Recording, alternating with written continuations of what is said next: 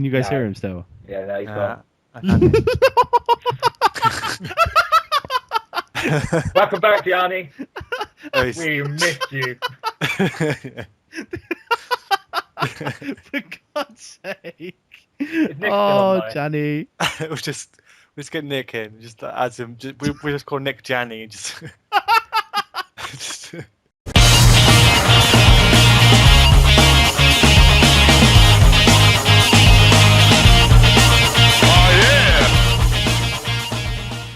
What's up, people? Welcome to the GSC Podcast. I'm your host, Louchy, and this week I'm joined by Johnny, Hey. Jamie C, Hello. and Gianni's back! Yeah, buddy. Gianni, how have you been, man? Yeah, not bad. It's been almost a month. Where have you been? I know, did you cry?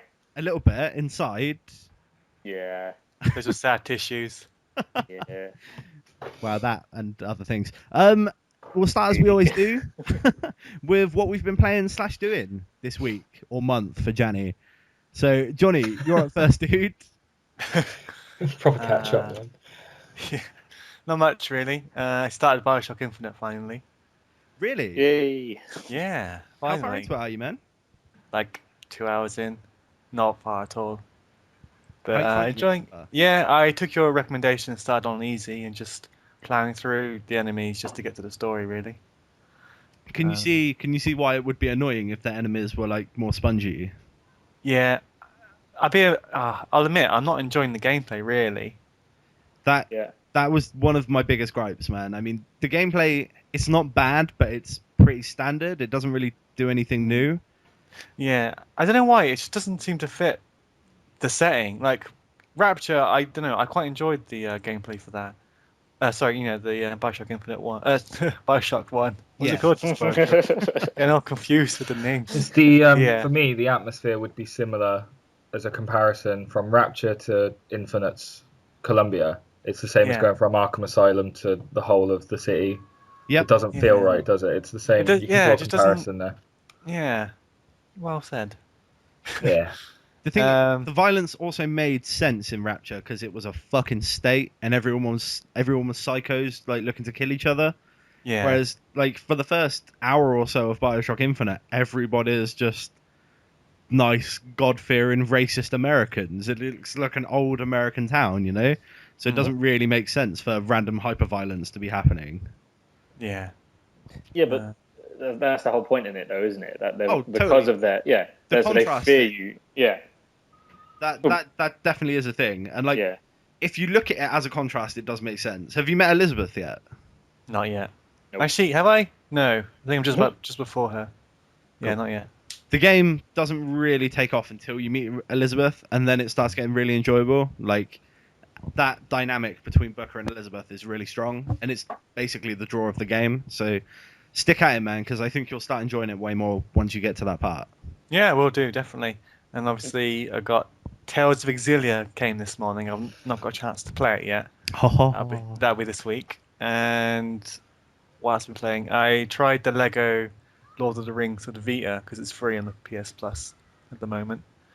It's Okay. not my sole game. I tried to stick with it, but the combat's pretty slow. How does it compare to the other Lego games? Is it basically... I think I played Lego Batman on the Xbox, and that seemed pretty fun.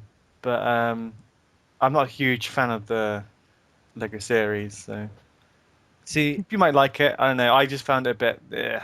I quite like the Lego games, like, gameplay, but The I thing feel is, like right? their strength... Sorry, I've carry been playing like Ninja Gaiden Sigma on the Vita. Where obviously that so the combat's like super slick and fast. Yeah. Then started playing Lego Harry Potter, like pressing the attack button. Half an hour later, my attack goes through. That's what's annoying me. So, Nah, I guess I have a different gripe with it. I feel like the Lego games, especially post Lego Batman 2, like, their charm comes from their characterizations and stuff. Jamie, I bet Jamie can vouch for this with Lego City as well. Like, the way the voice acting's done and stuff really gives them unique personalities and stuff. Whereas Lego Lord of the Rings, I'm pretty sure, just uses audio cut straight from the films. yeah, I think it does. Yeah, which that feels kind of lazy to me. Would that not take away from the cartoony feel, then?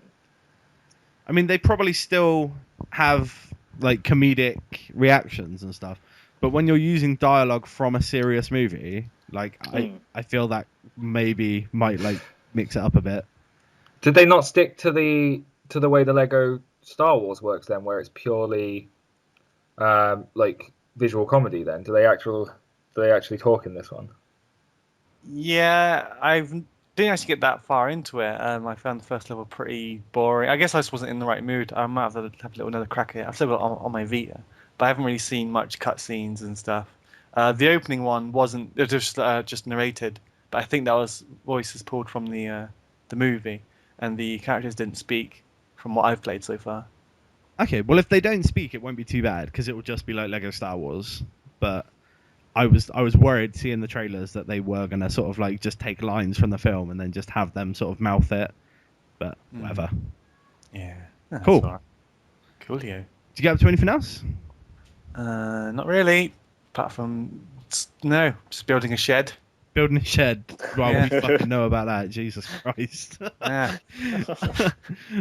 Jamie, what have you been up to, dude? I did quite the opposite. I did quite a lot. So I'm just going to handpick the bits that should make for good listening. Just cherry pick them. Go on. Yeah, cherry picking. Right. In terms of video games, then we've had the new batch of PlayStation Plus games in. I've played a couple of them, but not as much as I'd like to. So let's just talk about Spec Ops: The Line, because then I can just outright say it's shit and I'm not going to finish it. There you go. Right. This is a point of contention at the moment because the guys that made Spec Ops: The Line said that they purposely designed the game as a generic third-person shooter to like tell their story. Basically, to tell a really mature and like dark story in a game that's just generic. Tell a story. There's nothing there. Just get Nolan North involved, and that's what you need. Hey. Apparently, about halfway through that game, like not even halfway through, like no spoilers, though. A third of the way through, it starts getting really dark and really depressing. Yeah. And like, it's 4.5 hours long, so I don't really know what they can do. I don't know. Did you finish it?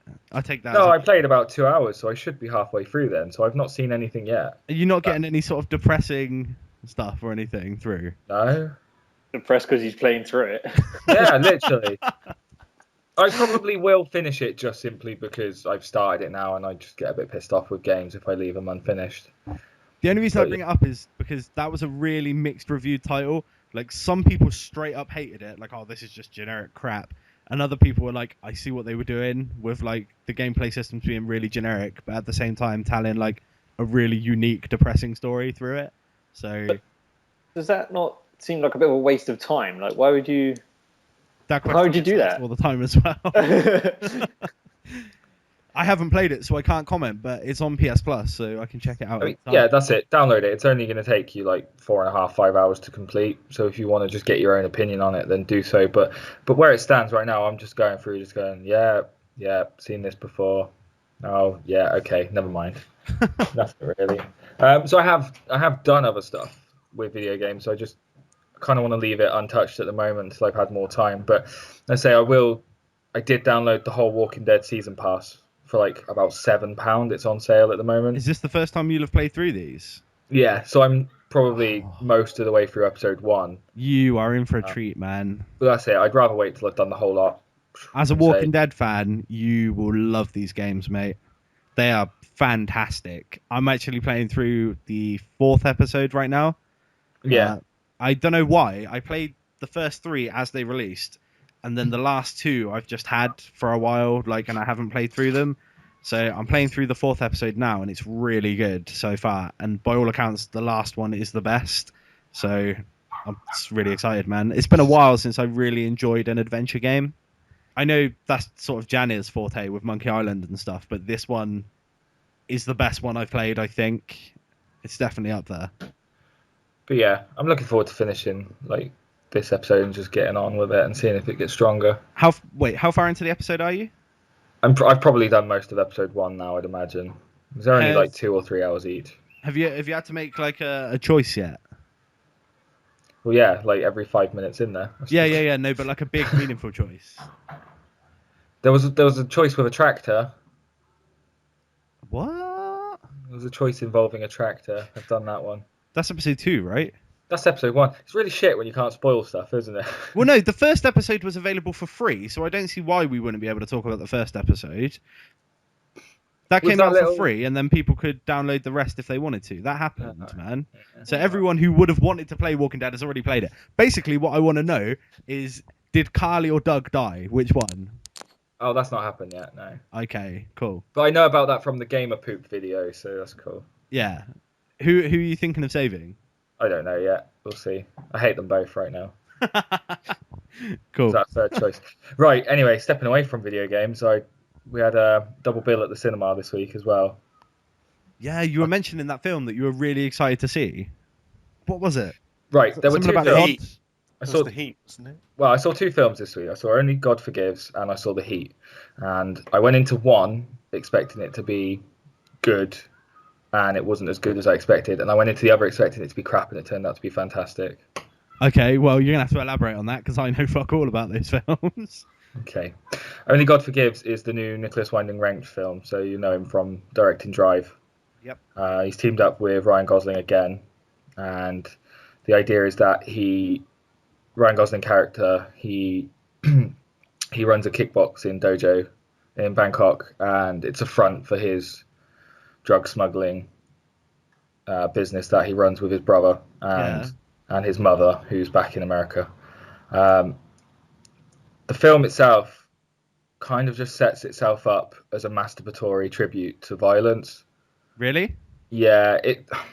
The problem I have with the media and so on, and you always see this, is that they believe that if somebody is used to violence, that they're more likely to commit violent acts themselves, right?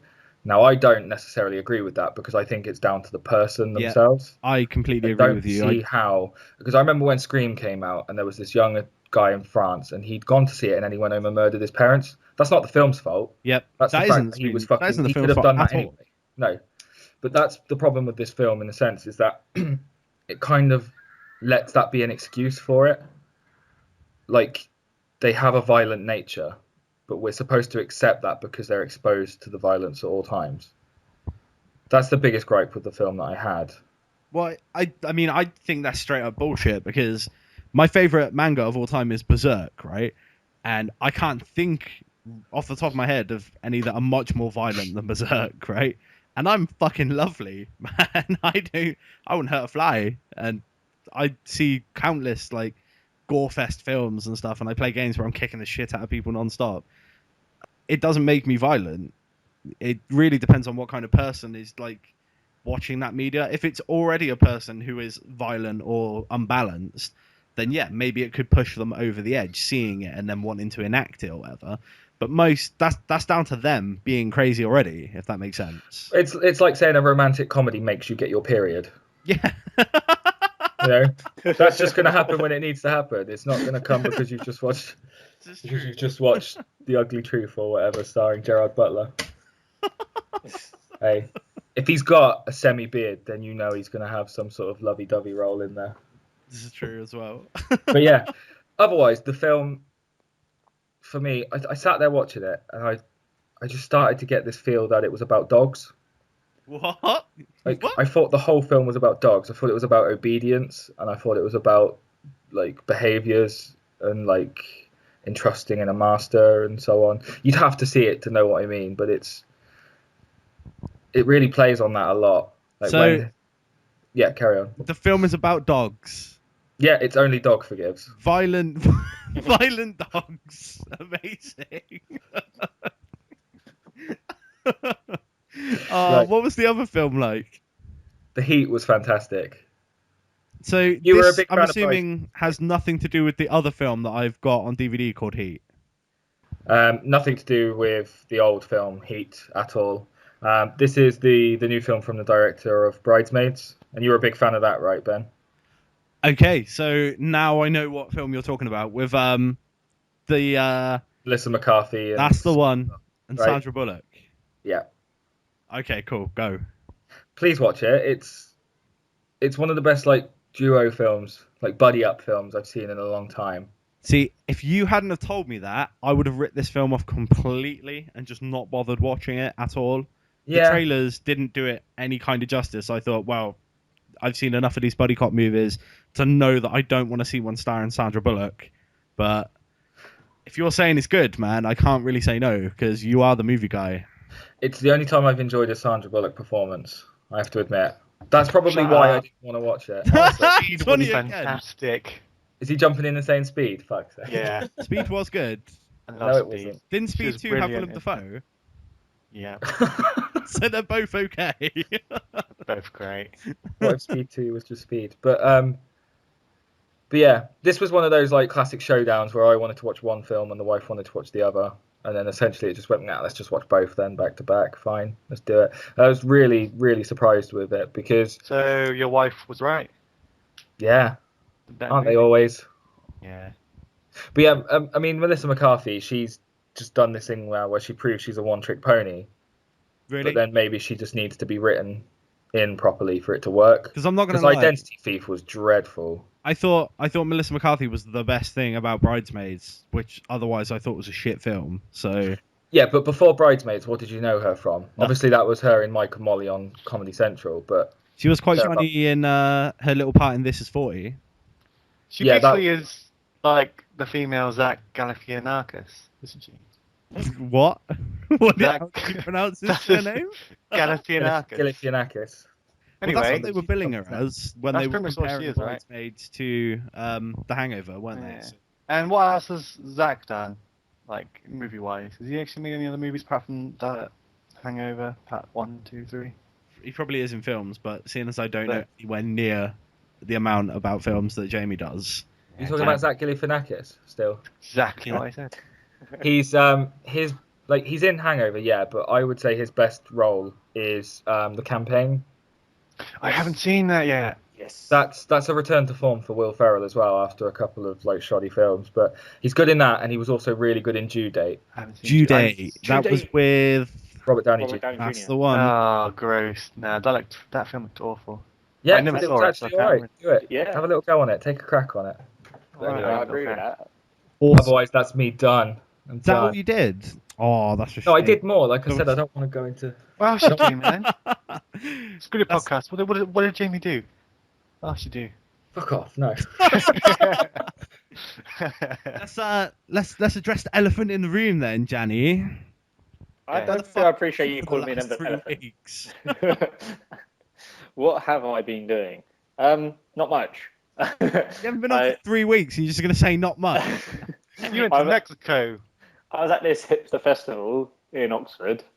That was pretty cool. Who was there? Right. I'm getting the lineup up because everyone keeps asking me and I keep forgetting who was playing. Just remember the groups that you saw, right? I discovered 2 new bands, which I was quite happy with. One of them are pretty fun. They're quite cool. They're called Royal Republic. I think they're from Royal Republic. Yeah, they're 2 famous songs of like I Can See Your Underwear. I Can See Your Underwear and Tommy Gun. And they really worked the crowd quite well. I quite like them. There was like there was Ash and Subways. So it was quite. Oh, and Dan the Second Scroobius Pip, which was did you see them? Fucking amazing. It was fucking. I am jelly. 2 times I've tried to see them and 2 times I've failed.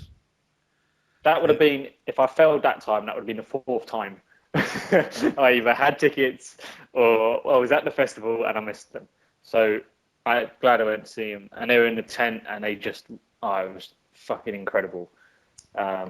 Certainly worth pushing through past a load of people. And I think I may have elbowed someone out of the way. That's just to get course, man. When you're at a gig, don't worry about that. It was dedication.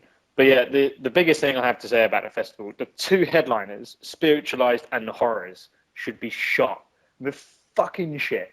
Right? Is that your opinion, Gianni, or is that the consensus? That is well, it might be a consensus. I'm not really sure. I didn't really manage to speak to anyone else about it, but it was like a couple of years ago I went to V-Fest and Kings of Leon were headlining. Yeah. And they did exactly the same thing. All 3 of them, they all played, and you couldn't tell if it was a CD playing or if they were up on stage, right? They didn't. they didn't work the crowd or anything, and I actually was getting really pissed off that I lost all my friends in the crowd, and I was with my other mate, and I had to wait for them for some reason. I can't remember why I was drunk. See, that does bug me as well, man. You want some interaction with the band, man. You don't want them to come up and just like play their CD. Yeah, it's a show, right? You put a show on. They want to hear everyone wants to hear the top songs, but they want you to, to make it like at least look like you appreciate being there. Yeah. These people paid money for you to headline. So, but yeah, so I did that. That was all good fun. Really hot weather. I'd like to thank the organisers. It was a fantastic event, and it didn't cost the earth. So I'd recommend it for next year. That's sweet. And then I went to Italy for 9 days. Yeah, 9 days. You went there for like 2 weeks, man. 9 days. All right, 9 days. I was there 9 days. What did you do in Italy, Gianni? Absolutely nothing. See, I'm surprised we haven't got like story, because usually you come back from Italy with stories of like, I remember I left my N64 there and I found it and stuff. Like, well, yeah, that's what I was going to get on to. Like, I did. I love going over there because I have my N64, I have my SNES, loads of games on both, 4 controllers on the N64. So yeah, I booted it all up again. Was playing a bit of old school Smash Bros, a bit of GoldenEye, bit of ISS, Mario Kart.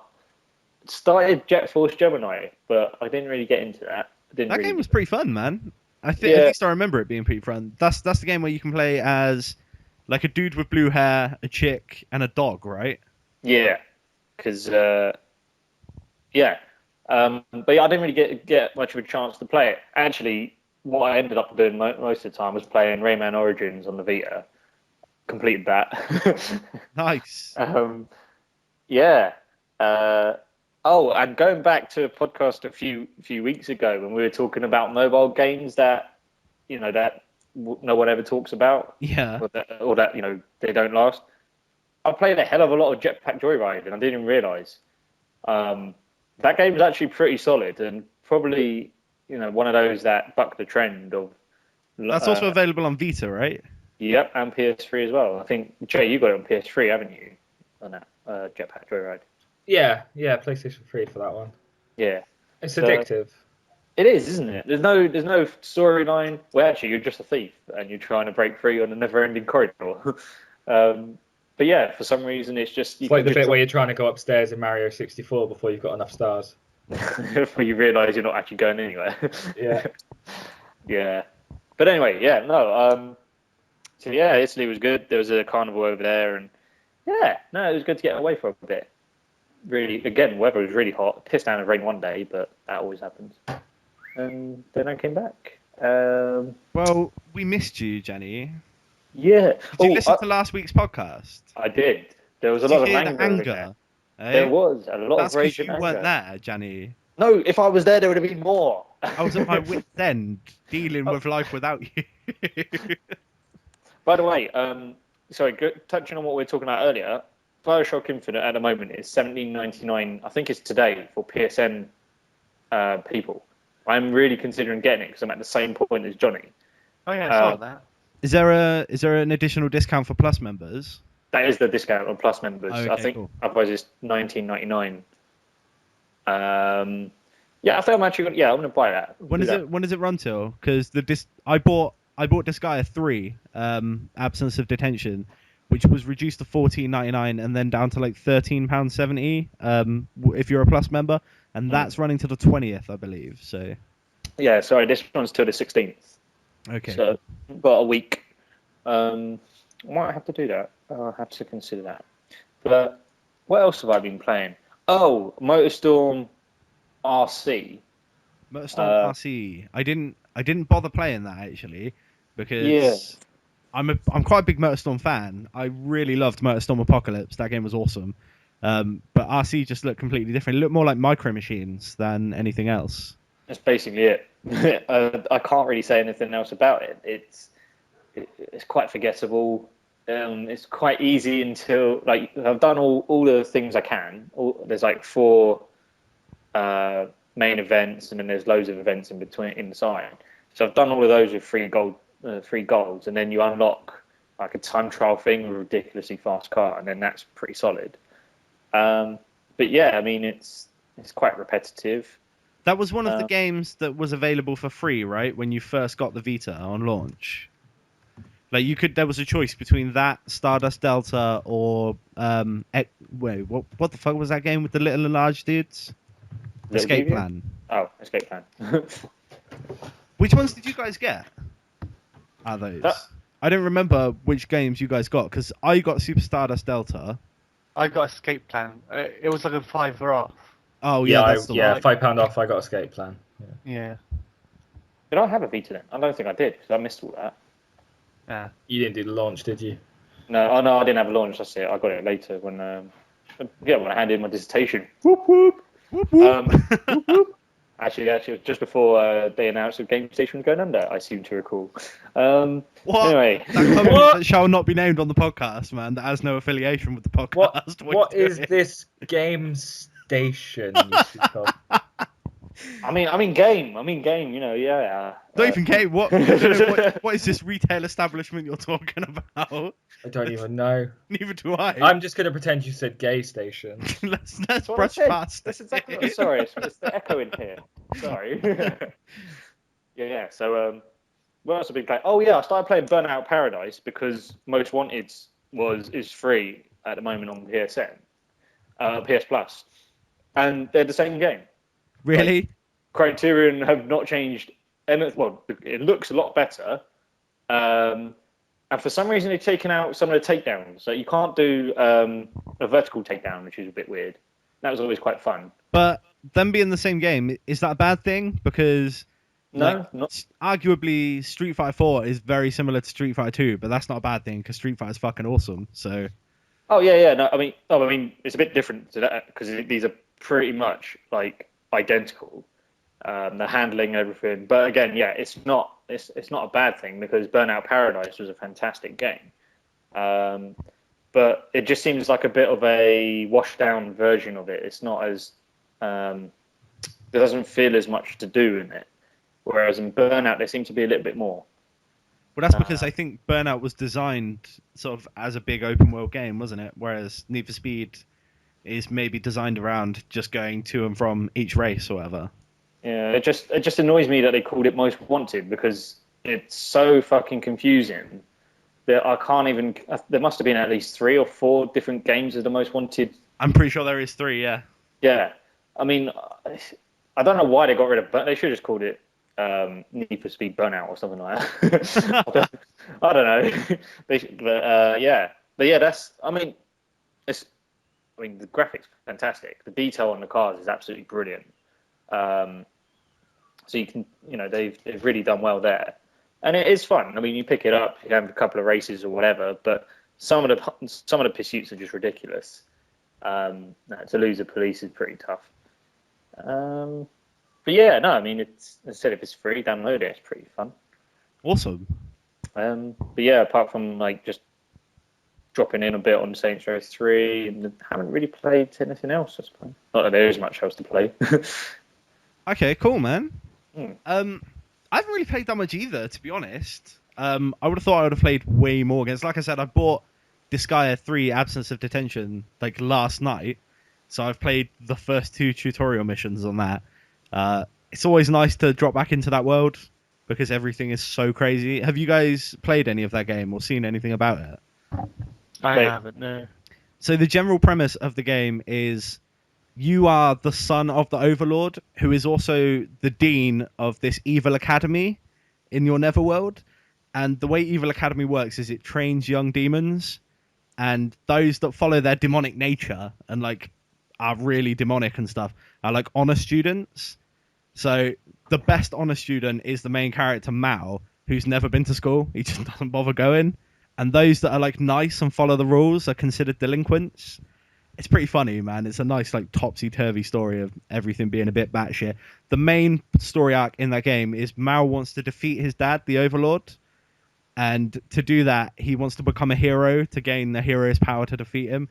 But the reason he wants to defeat him is because his dad smashed up his PlayStation, which had 1 million hours of RPG data on it. So It's a pretty fun, like, nerdy ass story, man. It's really enjoyable setting. And I got Tales of Exilia this morning. Oh, yeah. Which I would have played for about 5 hours, but I've only played 2 hours of it because I started it and then instantly fell asleep. Fucking useless. Are you serious? I don't know why. I was expecting some epic story, like. I know this game is good. I started playing it and then I fell asleep for 3 hours and got another like hour and a half in before the podcast. Man, You are the worst. it's fun. Can't get the stuff these days. It's clearly built from the PlayStation this time around. Does it look nicer than Vesperia? Probably about the same, man. Okay. Which like might be strange to think about, but this game's got more of a sort of 3D rendered feel, whereas Vesperia was straight up cel shaded. Yeah. So it got away with hiding a lot of stuff under its cel shading, I think, Vesperia. So that game still looks good. I'm still not sure why we haven't got the PS3 version of it yet. Still upset by that. I am a bit sore because they added new characters and new story elements and stuff to it, which kind of sucks. Wait, what? Vesperia, there's a expanded version available in Japan on the PS3. Yeah, okay. Which has another character and stuff like that. No, it feels good, man. It's fun to play. The battle system I don't think is quite as good as Tales of Grace's F. Mainly because Tales of Grace's had a really cool dodge mechanic in it where you could like sidestep around opponents and stuff, and it made things really smooth, which it feels at the moment like they've removed that from this game. But they've added a new system where you can like partner up, so you can pick another character to be like your tag team partner, and whichever enemy you focus on, they sort of get behind it and flank it, and you like dual combo and stuff, and like your arts can be done together to like dual combat arts and stuff. And if you get an enemy like coming behind you, then the character that you're partnered with will run and cover your back. So that's pretty cool. But like I said, it doesn't feel quite as fast as Tales of Grace's F did. That's fine. No? Because you can choose between the male or the female, right? Yeah, it changes the story slightly. I'm playing as the dude. Obviously. Yeah, just because he fights with his fists and stuff, and it's kind of cool. I'm playing that. I'm already noticing that the girl is more of the main character so far. Really? Yeah, like the girl is the one that the main plot arc is around, I think. I see. That could change easily going forwards. It's not as bad as like Van in Final Fantasy 12, just not being involved or whatever. But at the moment, it feels like she's the main character. But like I said, I've only played 2.5 hours, so that could easily change. Really enjoying it. It's a fun game, and when we finish recording, I'm probably just gonna go back to playing it. Nice. But yeah, that's pretty much all I got up to this week. So let's advance towards the talking points for the week. Okay. Which we're in an interesting position because I have no idea what most of this stuff is because I, for some reason, just didn't pay attention this week. You fucking hiding in a hole this week, bro. Yeah, I don't know why. I just didn't absorb any of this information this week, so it's going to be new to me. So I'm going to count on you guys, man. Oh, well done. Yeah. So I guess the first thing why do we even bother? Is Gamescom's coming up soon. Fuck you guys. Fucking hell. Gamescom is coming up soon, and what do we expect to be there? Right. Gamescom, August 21st, running through to August 25th in Germany. Essentially, for me, then, I think that we need to see the PlayStation 4's confirmed release date coming out of Gamescom. I mean, we're looking. People still talk about it being a rumor, but we've had a solid date for the Xbox One, right? November 23rd. Yep. That's solid, yeah? Yeah, that's confirmed now. Solid. People still talk about that being like, oh, what if it's not? And but I swear that was right, yeah.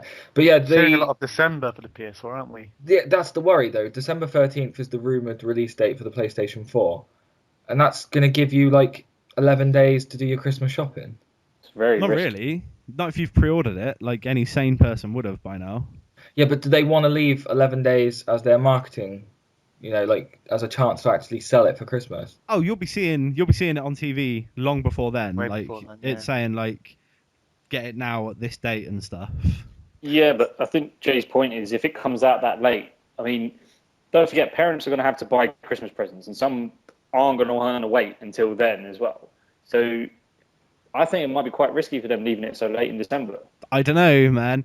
Like, I think we've all worked retail here, right? So we know what Christmas is like at retail. We know people leave it to the last week. When is the biggest week? Yeah, the biggest week in retail is the week just before Christmas. I mean, it starts getting busy from about halfway through November, but the big numbers start coming in that week. So if they've left 2 weeks before Christmas... Don't forget, when we worked in retail, there was a lot more retailers. Three of them have already disappeared, and most of them are now going to be online. That's true. Would you really risk Royal Mail with your PS4 with 2 weeks of Christmas? I am.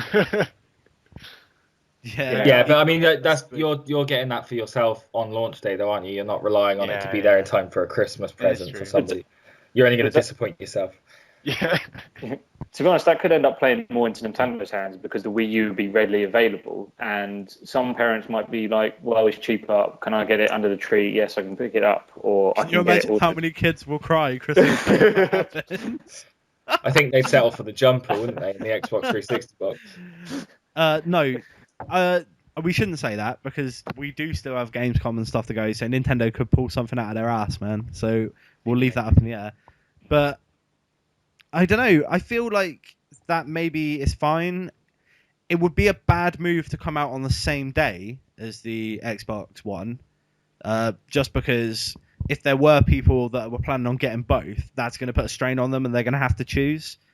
Now, I'd like to think a lot of people would choose the PS4, but let's be honest, Xbox has the brand recognition from this gen that like people will buy it just on that alone. I have 2 friends I know of who are going to buy the Xbox One. Yeah, same here. I have 3 friends who are going to buy the Xbox One. The worry then also is that if Xbox One launches first, that's just going to be an excuse for people to pick that up instead. I think it might be, you know. I think, when did you say, 23rd? Was that what the day you said? November 23rd for Xbox One. So, I mean, Sony still have, if they were going to go head-to-head, I'd personally, if it was me, I'd say, well, bring it out on the 30th, bring it a week later, because that's when people get paid. So it wouldn't, well, even though you'll still miss the initial launch hype, you're not going to miss out too much on the whole frenzy thing. And don't forget as well, the PlayStation 4, both Amazon and Shop 2 can't guarantee any more orders anymore for the PS4. So I think it's quite intriguing to see how it's all going to pan out between the two. Yeah, there's rumours of Sony like holding back stock, so there's going to be some on shelves. To be honest, that's standard practice for all of them, though, that they'll hold back some stock to create you want a demand. some readily available, yeah. The other thing I was going to say, though, as well, a lot of momentum's been swinging back to Xbox One this week. You know, they've just announced that there will be a headset in the box, so that's like returning a lot of people and bringing a lot of them back. And all this stuff recently, oh no, we will let you do this, we will let you do that. They've increased their CPU speed or something, or GPU speed by a little bit.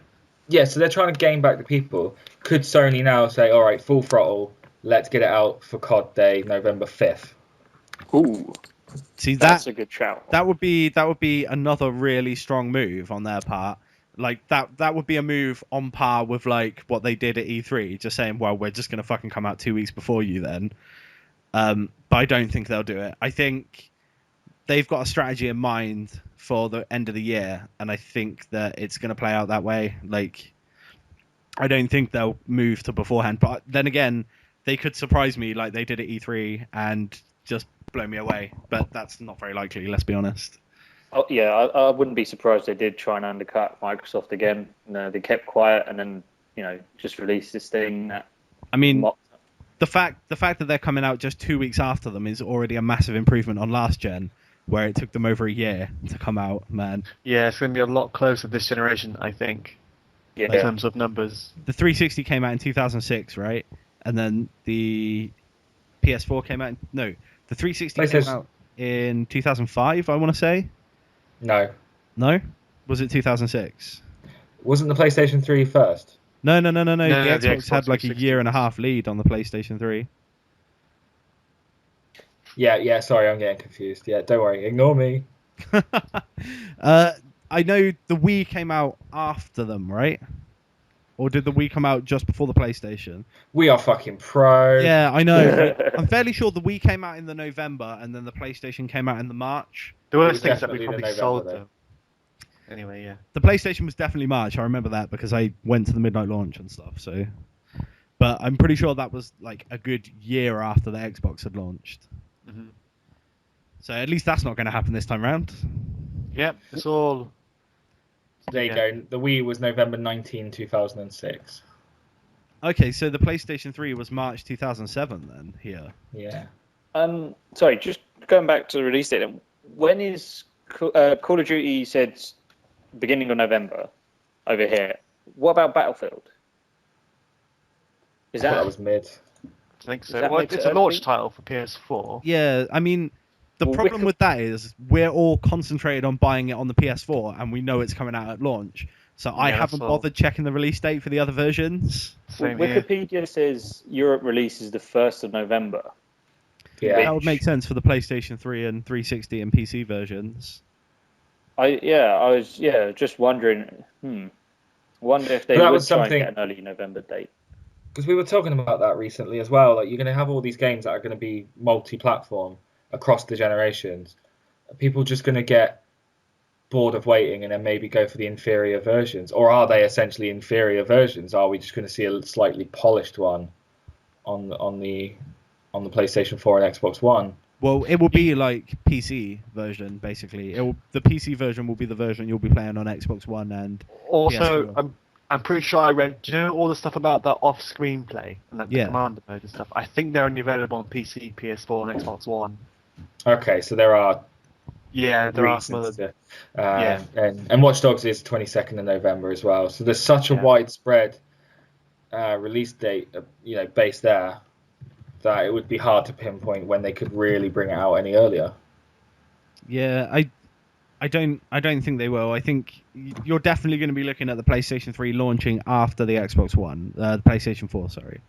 Yeah. But what can we say? Is there anything that you think will get announced game-wise or elaborated on game-wise at Gamescom?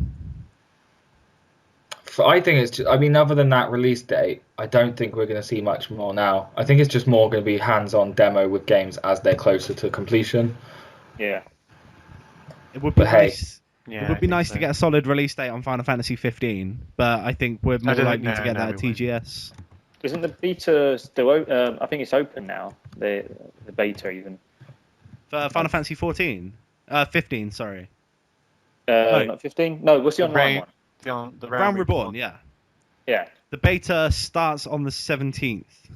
Well, I should be getting my code around then anyway. So I got into the PlayStation 3 beta. Yay! You got into it? Yeah, I got into it. So I'll be checking that game out a week before launch. Good playthrough. I know. I might maybe do a first impressions video as well. That would be actually something. I know it would be something. It's easier now because I've moved the PS3 up to my room where the capture card and stuff's set up, so it'll be easier for me to do stuff like that now. Whereas before it was in the living room so that everyone could use it as a Blu-ray player, but I decided to be greedy and use it for my own ends. Sue me. That's all right. I'm quite looking forward to that game. I played Final Fantasy XI extensively back in the day for like 2.5 years. And more recently, I had a little binge on it for a couple of months, about a year ago. That was fun. Quite excited to see what they've done with Final Fantasy 14, because when me and Gianni initially played it when it came out, it was fucking terrible. We played for about a week, didn't we? Yeah, and what did we accomplish? Nothing. We just hated it. Oh, God. That game had no direction, like no planning behind it, really. They were just like, let's make it look pretty and push it out the door, man. Yeah. Whereas now it looks like there's actually a decent progression system in place, a decent storyline in place, and they've said that all characters are going to be voice acted, which is awesome. Good. Yeah, I'll give it a go. So quite excited to see that in action. I think Nintendo, they haven't been famous for showing up at Gamescom. Have they said they're not going to be there again? Well, they're doing these direct things, aren't they? So they don't really care. They've got their own thing going. It would be. It would make sense if they did show up, even if it was just 3DS stuff. But 3DS, that is going so strong. Yeah, the 3DS is like fucking killing it. What the hell is going on? Hang on, stop. I don't know. Jaime is sanding something. What a sound of things. What? Do some DIY. I know. I'm actually not doing anything. Fuck you. All right. We'll let it go then, man. Jamie, do you know if Nintendo are going to be there? No, let me just get on the phone to them. Cool. I'm just reading up on it now. Check back in a minute. I think they will be, going from what I've read on a couple of websites. It was announced on the 8th. When is that? They have a show floor. They're going to be demoing, and they're going to have playable all of their Christmas releases. Plus, yeah, Wonderful 101, Sonic Lost World, Wind Waker HD, Donkey Kong Country, Super Mario 3D World, and Mario Kart 8.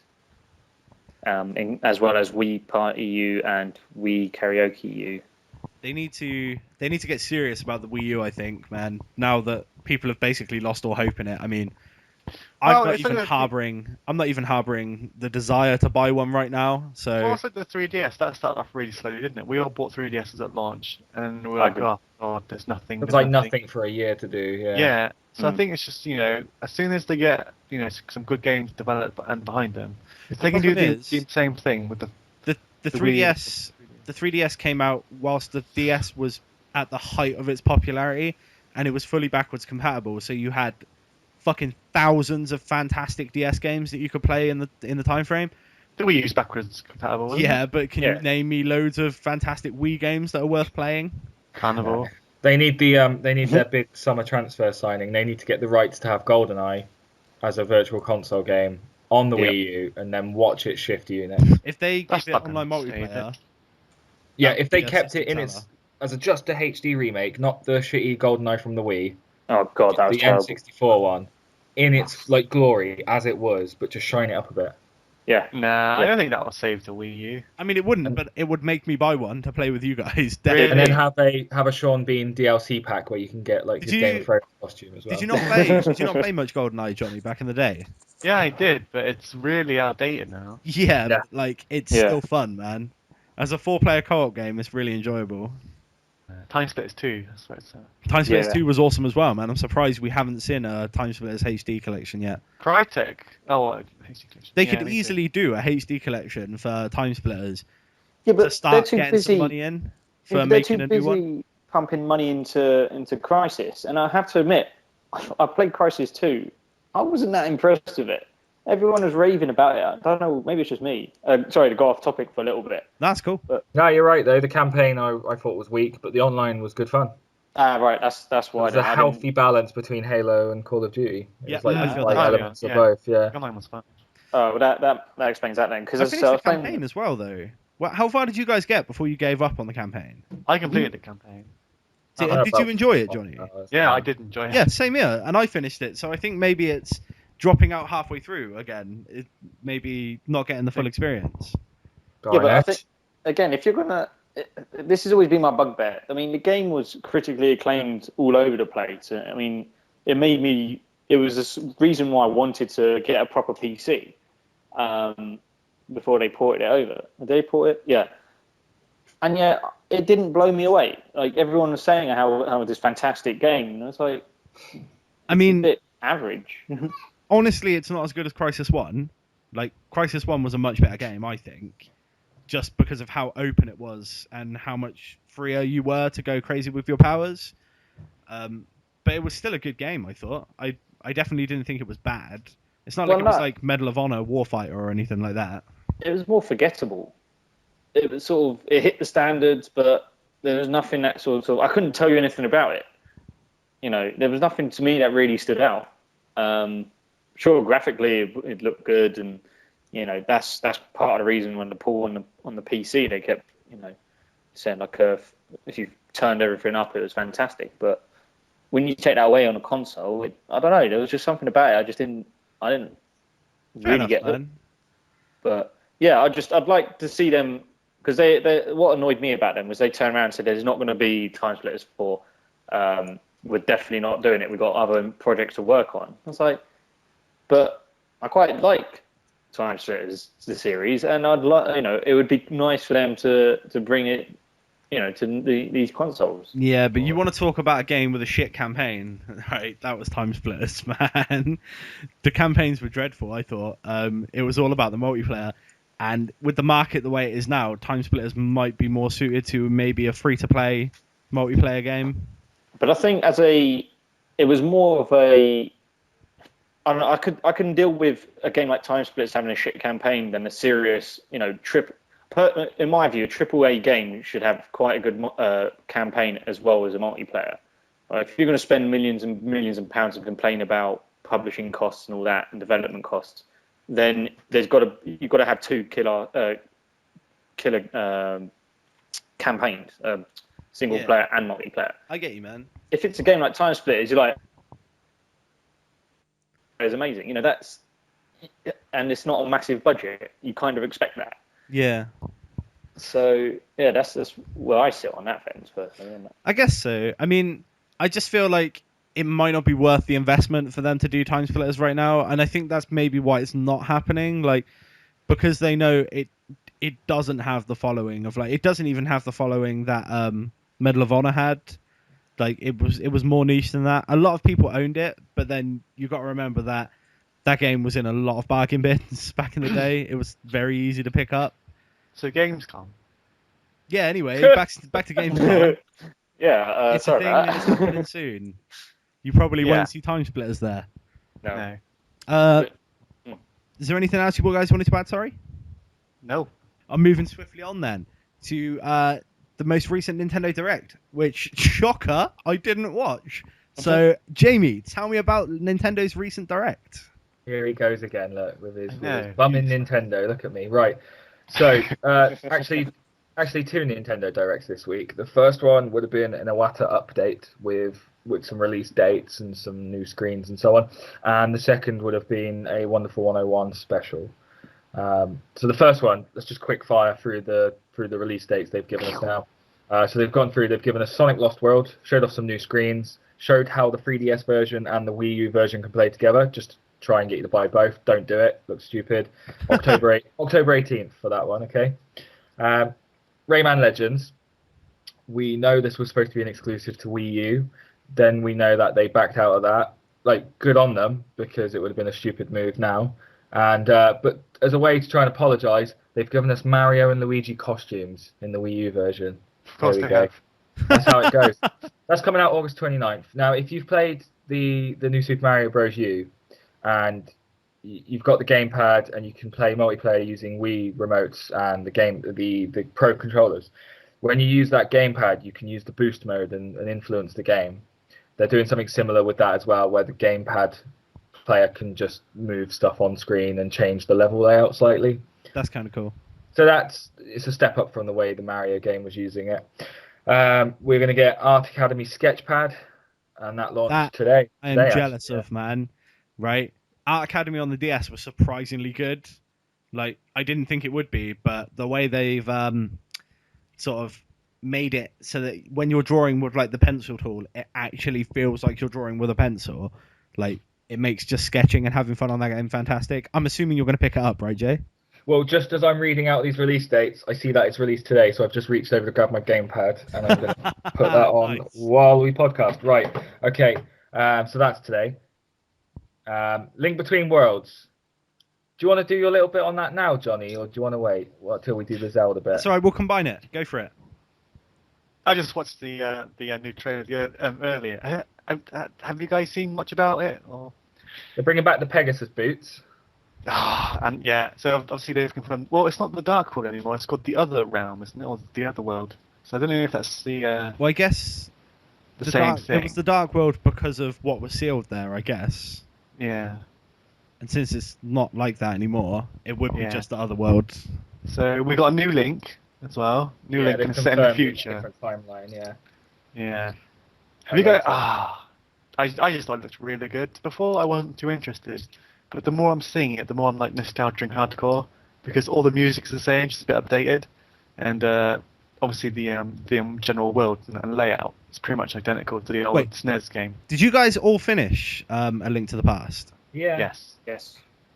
Oh, okay. I didn't, man. What is wrong with you? I've only completed 2 Zelda games, man.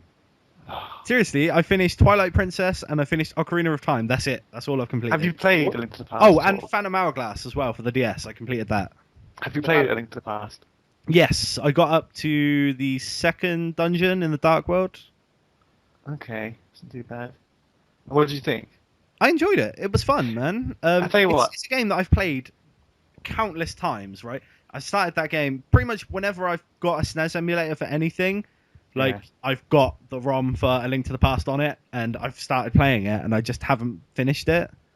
So not even Link's Awakening? You had an original Game Boy and you never played Link's Awakening? I played Link's Awakening, but I never finished it. You finished the Oracle ones? No, I own both of those right now, and I haven't finished them. Ben, what's your address? I will send your P45 to you now. Anyway, I love Zelda. Don't get me wrong, I do love it, but I don't love it as much as everyone else. Yeah, I'll tell you what though, like this, watching the new trailer, it's basically the Zelda game I wanted on the DS, but never got. Yeah. See, now I didn't finish Wind Waker, right? But I got really far into that game. I think I'm right near the end on my GameCube memory card save. I don't know why I didn't finish it. I guess I must have got sidetracked with something else. But I did finish Phantom Hourglass, and I did get quite near the end of Spirit Tracks as well. I really like the little chibi cel-shaded Link. I'd be fine with them doing another game in that style. It's not him that I've got a problem or the style. It's the way it controls with the touchscreen. I just wanted to use the pad, the actual controls. That was the biggest downfall to the DS games, yeah. Yeah, that's the bit I didn't like. I saw that game, Phantom Hourglass in particular, as showcasing that game could only exist on the DS. So it used all of the different DS functions in really cool, innovative ways, and the game was mainly played with the touchscreen. And once I got used to playing it with the touchscreen, it was fine. Well, that's it. But I don't think they actually made it more fun. I didn't have fun like trying to move Link around while trying to attack and trying to roll. Really, I don't think it was as combat heavy as a lot of the other Zelda games, though, and I think that kind of made up for it. There was way more puzzles, and the ship stuff was really easy. You just plot your journey on the map, and then the ship automatically goes, and you have to worry about only fishing or firing the cannon and stuff. I thought it was awesome. I loved it, but I can see why other people wouldn't like it. Yeah, I prefer to have buttons, and this is obviously a return to form. Do you know what they could do very easily? Port those games, Phantom Hourglass and Spirit Tracks, because they looked nice. They were cel-shaded. Port them to the 3DS as like both games on one cartridge and give it traditional controls, and then maybe like I would buy that and they gather them back in. Would they really waste time and money doing that? No, they wouldn't. They wouldn't do that. It's a dream. It's a dream. It's a dream. Maybe reveal. 10 years time. 10 years time, maybe. HD remix. But yeah. Anyway. So yeah, new trailer for the Link Between Worlds. No confirmed date, just November. They then looked at Wind Waker, confirming that it will be October 4th in the West. Have you seen the covers? Yes. No? There are 3 different covers for the game: the American release, the Japanese release, and the UK. Is ours the worst again? Well, the American one, they're all the same image, essentially. But the American one is gold, and it's really smart. Try and catch them online because it looks really good. Yeah, I'm going to try and look at them now. Yeah, I wouldn't mind. Like the Japanese cover looks nice, but it's essentially the same as ours, but they're not using our speech, our lingos, our languages, and written forms. Of course. So wait, this is Wind Waker HD, yeah? Yes. All right, cool. I'm searching it now, man, as you talk. But yeah, October 4th for that. They then looked at Animal Crossing Plaza. So what they've done is, because of the popularity of Animal Crossing on the 3DS, they've decided to just make a community page on the Wii U. It's essentially it. It's nice. It came out straight after the Direct. It's simple, if you like that sort of thing. Pokemon Rumble U confirmed for August 15th. They've also confirmed that all 22,000 Pokemon will be in the game. Wow. And what? 22,000. Oh, for fuck's sake. 22,000. What? 2,200, yeah? No, there's only about 600 Pokemon there. Oh my god. There has to be more, surely. No, there's 600 odd. I would have believed you if you told me there was 2,200. I'd be like, oh, there probably is that many by now. Like, yeah. 5 evolutions. Yeah. Anyway, have a go on it. It's a download game, but you're going to be looking at buying little figurines in the shop as well to port into it. Okay. See how that one works. Sorry, I'm sidetracking us again. Is our box red for Zelda? No. Okay. Is ours green? No, it's just blue. Oh, it's so the it's same as the Japanese one. then. Yeah, but the American one's the nice gold one. No, I think our version and the Japanese version looks better than with the blue. Okay. On the world and stuff, it looks cooler. I get that the gold is like traditional for Zelda, but as an image, I think the blue looks nicer. It's just my Wind Waker case is gold, so I probably just want my HD one to look the same, but never mind. Anyway, loads of eShop crap that we don't care about. And then what's this about Shin Megami Tensei game? Oh my god, when's that happening? Shin Megami Tensei 4, yeah? Yeah, September 14th. September 14th, here. Yeah. And that's 3DS. Shit. And then they finished up with the confirmation that the West will get the Professor Layton versus Phoenix Wright game over Christmas. Always good. Yeah, Why that's not? cool. Yeah, why not? I'm not good at the Professor Layton games, right? In fact, I'd say I'm terrible at the Professor Layton games. I enjoy them, but I'm really bad at their puzzles. I'm glad. I always end up feeling really stupid because I like rinse through all of my hint coins and then feel like an idiot. But I love Phoenix Wright, so I want to see what the combination of the two is like. That scene in This Is 40 where he disappears to the bathroom to play the iPad. I just see you having a poo playing Professor Layton. Nah, it's more likely that I'd be playing some sort of RPG, but it does randomly happen sometimes. So I'm not gonna lie. But that was the Nintendo Direct, and like I said, the second one was just a wonderful 101 special. I was already sold on the game, but now there's a new 7-minute trailer for it. I've posted it on the Facebook and Twitter feed, so make sure you check it out. Isn't it? It's fantastic. They're giving you characters now. They're letting you get involved in what's going on. They give you some sort of idea. It's Power Rangers, definitely. That's not a bad thing. Some Power Ranger things are awesome. White Knight Chronicles was arguably Power Rangers, and that was awesome. I wasn't arguing it. Shut up. Anyway. You always got to pick on me. That's Nintendo Direct. Let's talk more about Nintendo. Yeah, you do that, because I don't know anything about this either. Okay, not many details are known, but I thought I'd touch on it now until we get the bigger picture. But Nintendo have sued a hacker website today. That's good. The legal action is following through now on that one. We all know about R4 cards. Yep. Yeah, we know. Come up to me with an R4 card, I will slap you in the fucking face.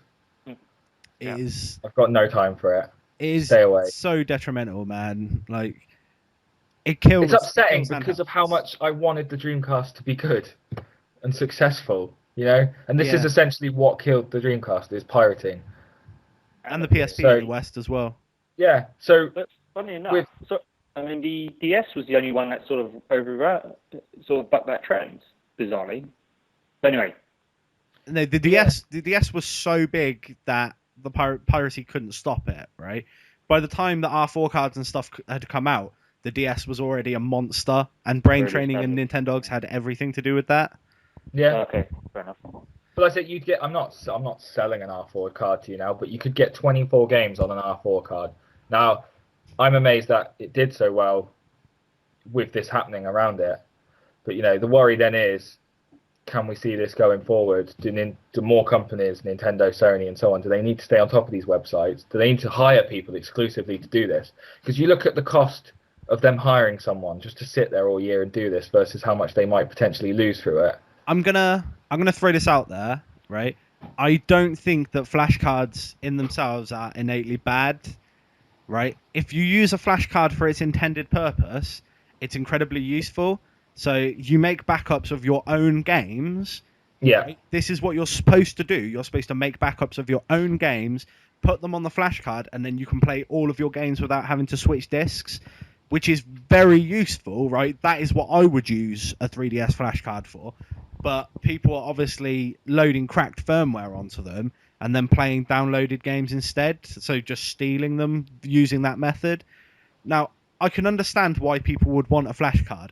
All of my games for the Vita I own digitally, so I can swap and choose whichever game I want to play whenever without needing to change cards. Yeah, and it's convenient, right?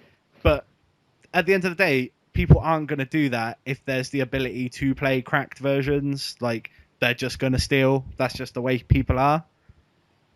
So it's one of those cases where, like, despite the fact that it's a convenient system that I would use, like a flashcard, I don't think they should exist purely because of the hassle they cause. Yeah, you've got to find a balance, and it doesn't seem to be fair. It's a shame. But yeah, stop cheating.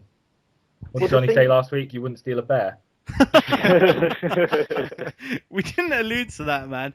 That was the Adam and Joe thing, right?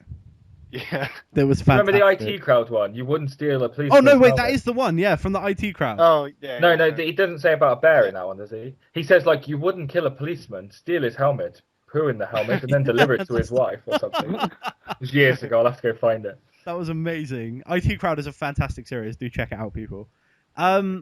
Is there anything else you guys wanted to mention on that? Let's keep on. Let's see how it evolves. Unless Gianni's obviously got something. Well, no. The only thing I was going to say is if you've got digital downloads increasing day by year on year, if the memory on the system is big enough, then there'll be no need for a flash card because you're not carrying around all the games. So I do wonder if the days are numbered.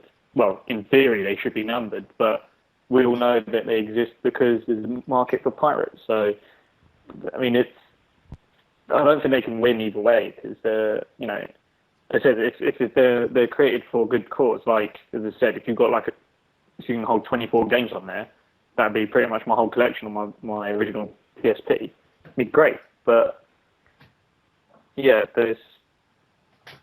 Thanks, 2D2. I get you, man. Don't We're worry. gonna have to start calling him Lawrence from Machinima.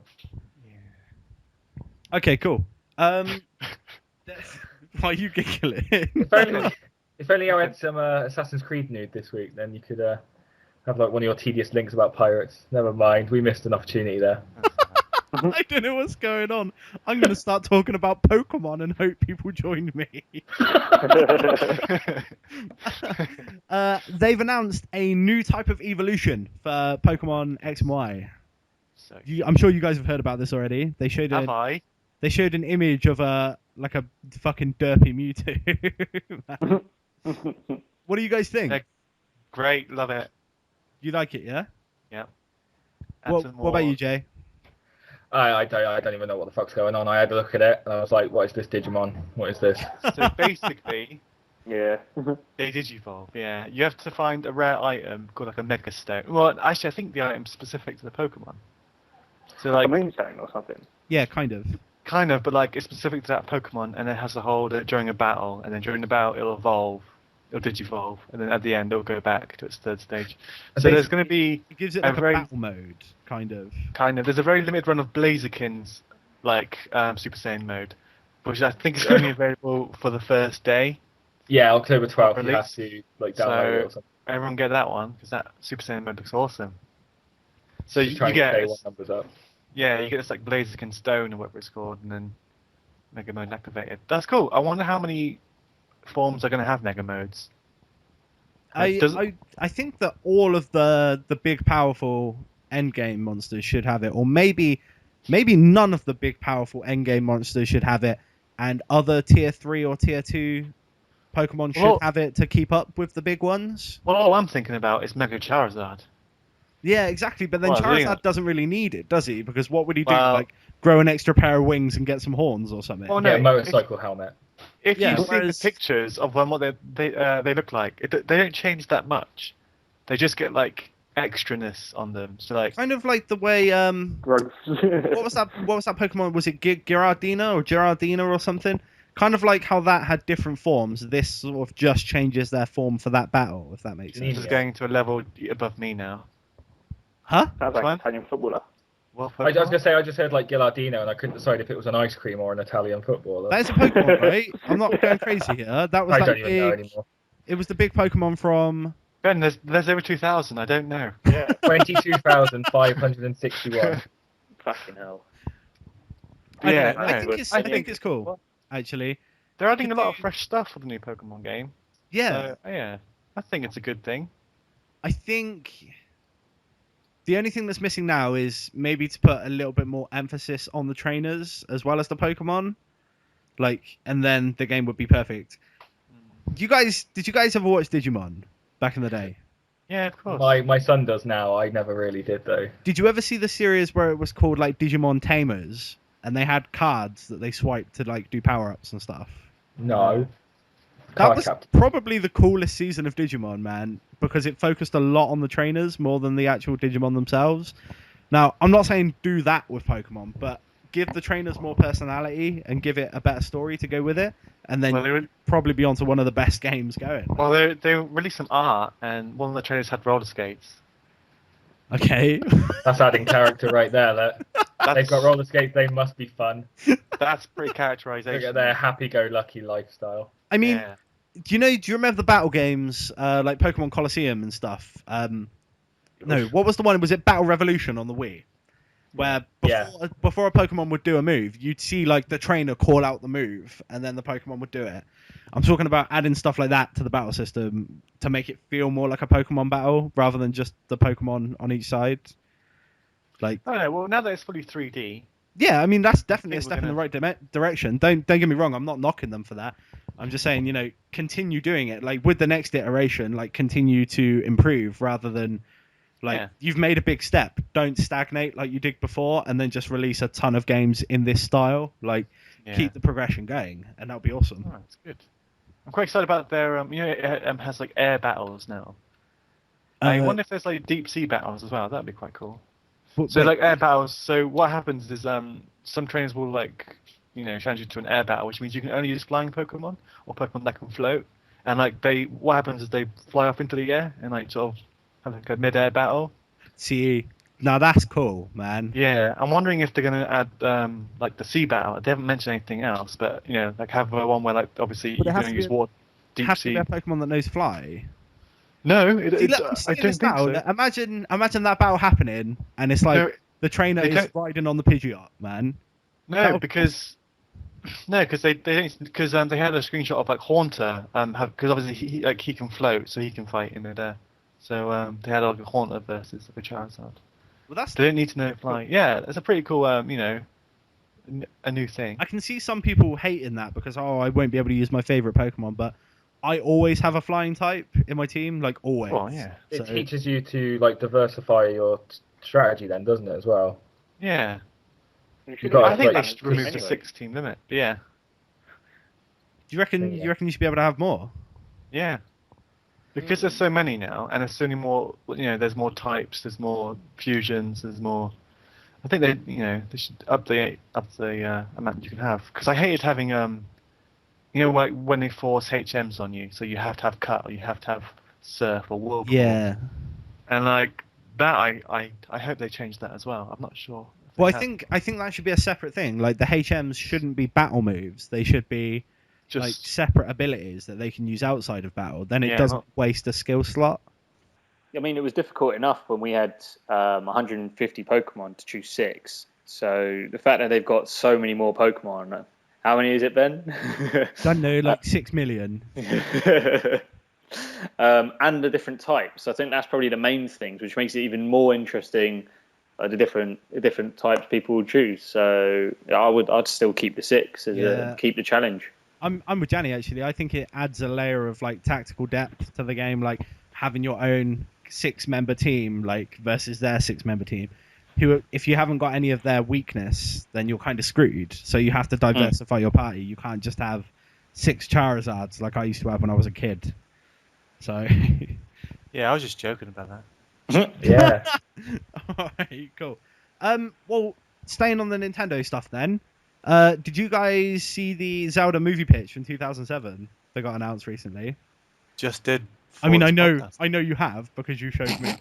I need some kind of segue. What did you guys think of it? Right, give it some background first of all. Okay, so it's a pitch that Imagi Studios went to Nintendo with in 2007. At the time, I think there was a possibility.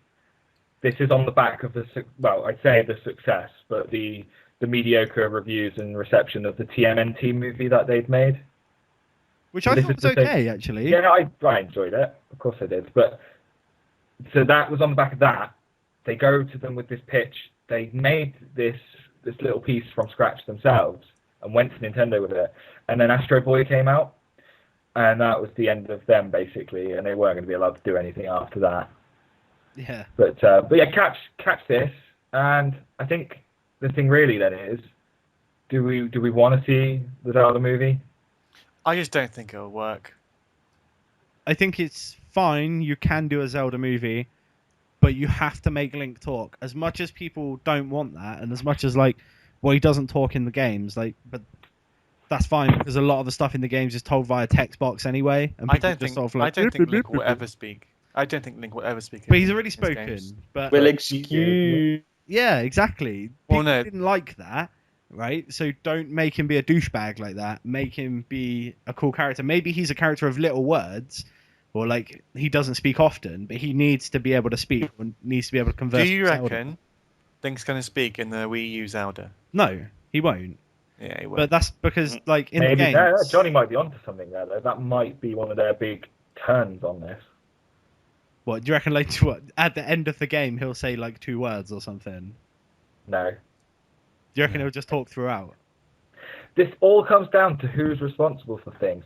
It works in reverse, because you look at things like the original Thundercats cartoon, and Snarf is one of the most annoying fucking characters in the history, right, of cartoons. And then when they make this recent version of Thundercats, and he doesn't say anything, and he's more of a pet character, he's fucking brilliant. Yeah, So I agree. It comes down to who's responsible for each thing. Why did you have to remind me of that, by the way? Snarf. No, not even that. I'm just going to be upset that there's going to be no more of that new Thundercats cartoon because that was good. It was canned after one series, wasn't it? Yeah. It sucks, man. But I enjoyed it. So did I. Where was I? Going back to Zelda, though, I think I personally, instead of a movie, would like to see a cel-shaded cartoon series. Keep it in that style, maybe. It's something simple, and it could, you could just do short episodes. What did you guys think of the art direction of what they did? It's basically everything Star Wars to Clone Wars. Yep. Very much similar to that, the character modelling. Yeah, I'd agree. If you see the TMNT movie, it's based on their character models from that as well. Okay, I never saw that. Yeah, I mean, try and catch a trailer for the TMNT movie from, I think it's 2004, 2005, and you'll see where they're going with it. Yeah. I didn't have much problem with the style, but I didn't like what they, I know they had a minute and a half to show sort of a general idea, but I was just getting vibes of the TV series, the Zelda TV series that everyone hates. Wait, no, everyone doesn't hate it. I quite like it. Go away. No, you like it because it's awful. Yeah, that's true. I don't think they captured the feel of Zelda for me. The joy of playing a Zelda game, right, is the exploration and stuff and the world, not the combat. The music. Yeah, exactly. So I think a Zelda film has to feel, I'd say, probably more like the first Lord of the Rings film crossed with maybe Indiana Jones or something, for temples and stuff, rather than an action movie. It has to have these sweeping vistas and stuff with an amazing score, but you also have to have those sort of temple dungeon environments as well, but less on the combat, because Zelda's never really been about the combat, other than Skyward Sword, I would argue, is quite high on the combat, because one of the first boss battles is a duel 1-on-1, and it's all about using the sword. But before that, it was never really combat focused. It's always been sort of exploration and puzzle focused, which I think they should probably convey in the film, with it not being an action movie and being more of an adventure film. That's just my opinion anyway. We shall see. It'd be nice. Something. Try it. Give it a go. You don't know unless you try, so fair play. Cool. Apparently there's been a Batman news overload, but I wouldn't know because I haven't been fucking paying attention. Jamie, talk to me about Batmans. Fuck's sake. Right. Let's go through them then. Right. Arkham Origins is released on October 25th. They have revealed that Amazon in the UK alone will be retailing a special edition at $79.99. It's a little bit out there for what I'd like to be buying at the moment, but if you do like your collections and you would like a Batman statue holding Joker over the edge of a roof, go for it. It's pretty much all you're getting in there on top of the game. Some dossiers for the assassination target and for each client. That was quite a nice touch, maybe, but it's not a selling point. Cool. But yeah, check it out. It's on Amazon. Don't buy it, but check it out. That's why I bring it to your attention. Also, that there's It's been out in America for a little while, and it's getting like quite good reviews. But there is a new Batman animated TV series out. I'm hesitant to watch it. We're talking about Beware the Batman, right? So, I mean, first of all, the Batman voice just doesn't fit at all. So that's been my worry from the get-go, and I'm a bit cautious about watching it myself. But check out some trailers. I've been watching the new Turtle series, obviously, and I can see they're trying to scratch and steal a bit of the stylization from that. The way the League of Assassins play out just like the Foot in the recent Turtle series. So it just feels a bit like they're borrowing too much from it, but not accomplishing anything. The reason I'm hesitant to watch it is because it fucking stole Young Justice's place on the running order. So Beware the Batman exists because Young Justice got cancelled, and Young Justice was really good, man. Yeah, you were talking about that last week. And to go back to Batman in general, though, the 90s cartoon series has got to be one of the best of all time. Yeah, it's my favourite cartoon of all time. So how do you, really? Better than Toxic Crusaders? Yeah, dude, it's the best cartoon ever made. I'm not including anime in that. As a Western cartoon, it's my favourite one ever made, man. It's probably my favourite portrayal of Batman ever as well. That cartoon, if you watch it now and you compare it to today's standard of cartoons, it's on another league completely, man. Yeah, it's still one of the best things ever. Well, that and the fact that they actually used guns in it, man. It wasn't like laser blasters or concussion weapons or something. They would fire, bullet casings would fall down and stuff. Occasionally, Batman would get shot and there'd be blood. It felt like it was aimed at a family audience, not just kids. That was a show that parents could watch with their kids and enjoy just as much. And let's not forget that show gave birth to Harley Quinn as well. So she was first in that show and then went on to go in the comics and stuff and become a really popular character. Which is a great conception for a show. Show was fucking fantastic, man. I loved it. Going off on it. Love it. But yeah, so I'm there with you. I think I'm cautious and maybe a bit hesitant to go near this one. I will, especially now that Turtles is coming to the end of its series now. Is that just the end of that season though, or is that the end of the show? End of season 1. They've been showing off the finale, and I have talked about it before about Roseanne Barr being the leader of the Krang. Mm-hmm. So I've seen clips of her playing the lead Krang now as well. So it's interesting. Okay, and last but not least, in the Batman cycle this week, get the rumor mill turning. They're talking about Lex Luthor casting now. Obviously, that's been a big thing since Man of Steel was even in production. Yep. We know there has to be some Lex Luthor interaction or something going on in Man of Steel 2 / Batman loves Superman, whatever it's going to be called. Yep. Lead at the moment, they're talking about Mark Strong. I'm guessing you guys wouldn't know Mark Strong. It's a name that I'm familiar with, but I can't picture him right now. Yeah, and I had all of his films listed in my head earlier, and I've just completely forgotten them. Recently, he would have been in Welcome to the Punch with that crappy James McAvoy guy. James McAvoy's good. Go away. All right. He's yeah. Okay, now actually I do remember what Mark Strong looks like. The bald guy. Oh, he's bald. He must be good. Right. And then and Bryan Cranston is another big name that they're putting. Yes, please. Malcolm in the Meth Lab. Would you want Malcolm in the Meth Lab as your as your Lex Luthor, really? Yep. He's badass. If I could pick anyone, it would be was his name Michael Rosenbaum, the one who was Lex Luthor in Smallville. Do you really? Yeah, well, he's older now, and he was actually a really good Lex Luthor, so I think he could pull it off fine. But Bryan Cranston, if he wants to do it, I'd be fine with him being Lex Luthor as well, to be honest. He hasn't been selected because he can play a bald guy. Is that? No, he's been selected because of how fucking massive Breaking Bad is, man. I mean, Gene Hackman wasn't bald when he played. Yeah, he was. Lex Luthor. No, he wasn't. He was in the most recent one, Superman Returns, that film no one wants to talk about. That wasn't Gene Hackman. Are you fucking listening to me this week? Oh, wait, yeah. Sorry. Hackman. Jay's going to beat the shit out of you. Carry on. Right. No, I'm on You've board lost now. the ability to understand sarcasm this week, and it feels like I'm on mute every time you're fucking listening to me. How many Pokemon, Ben? How many fucking Pokemon? What? I don't know. Fuck it, Well. Weezy's going to play Lex Luthor in the next one. Sorry, I got confused. I got Another confused. like Pokemon. I can't count. Maybe he wasn't bold back in the day, but like the character is so sort of prominent now within all the different like superhero mythos as being a bold character. They couldn't not do him as a boldie, I don't think. I want Denzel Washington. Do you want Denzel Washington to play? I'd watch it if Denzel did it. Sure, I'd be fine with that. Samuel Charlotte Bullock. Jackson? Samuel L. Jackson is already Nick Fury. He can't be Lex Luthor as well, man. That's not allowed.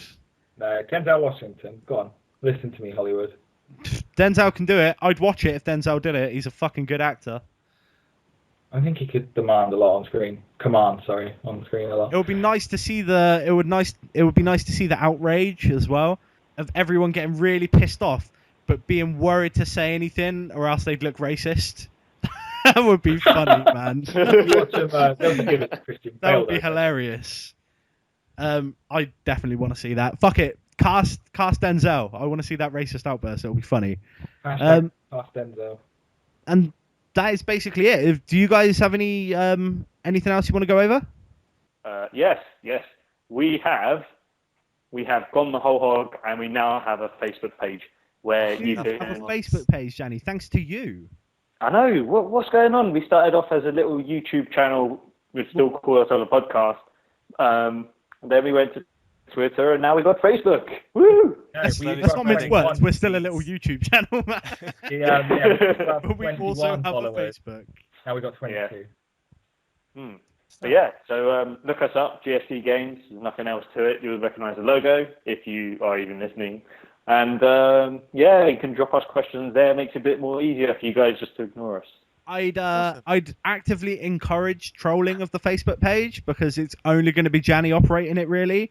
So if you want to post bronze and stuff, Gianni will be the one seeing it. It'll be funny. I'd appreciate it if you did that. So do that. We had a message from friend of the show Alex over in Japan saying that last week was the best week ever. Thank you, Alex. Cheers, Alex. We miss you. Would you like to elaborate? Do you think it was anything to do with Gianni not being there? Yeah. See, I'd say on the contrary. No. I think he's being sarcastic, and it was the worst. Because Last week was angry. Do we want to address the elephant in the room there? We were just full of rage. Maybe Alex liked it because you did the asphyxiation. I listened to it back and I felt guilty. I was like, man, I shouldn't have got that angry. Oh well, fuck it. We've been going a long time today, and I think it's time to wrap up. I'm gonna get my dinner. Yeah, same here. I need food as well, man. Food. drinks. Thanks for listening, guys. If you want to get in contact with us, you can follow us on Twitter at GSC Games. If you want to get in contact with any of us individually, our Twitter tags will be down in the description. And thanks for joining us, and we'll see you next week. Bye. Bye, everybody. Bye.